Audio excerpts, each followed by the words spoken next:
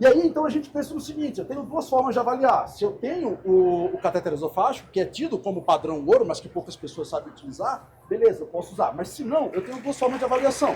É a PMI com a pausa inspiratória e o POC com a pausa expiratória.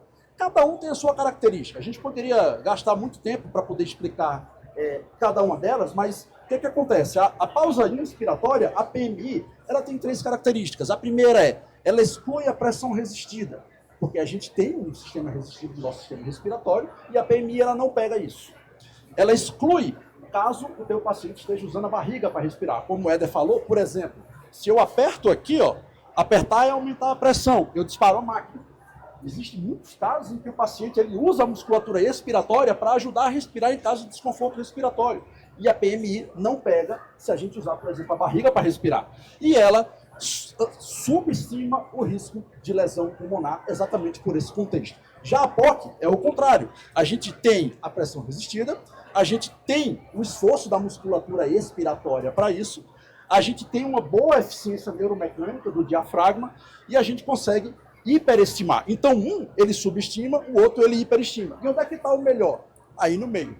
Infelizmente, a gente ainda não tem como precisar, através dessas duas técnicas, qual é o melhor valor. Mas é importante fazer as duas medidas porque elas se correlacionam. É difícil que uma esteja dizendo que você está dando subassistência e a outra dizendo que você está dando uma superassistência. Elas servem e se complementam para você entender, olha, quando eu fiz uma pressão de oclusão, o paciente está fazendo um super esforço. E aí quando você faz uma PMI, também dá um valor para você que dá confiança de entender, não, realmente, ele está fazendo muito esforço.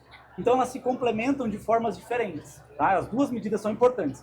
E é importante dizer que os ventiladores evoluíram com o tempo. Antigamente, os ventiladores só deixavam fazer pausa ins e pausa ex em modos controlados. Por que eu vou fazer isso em assistida? Eu aprendi a vida inteira que eu não posso medir complacência em assistida, então por que eu vou fazer pausa ins? Mas a gente não está medindo complacência aqui.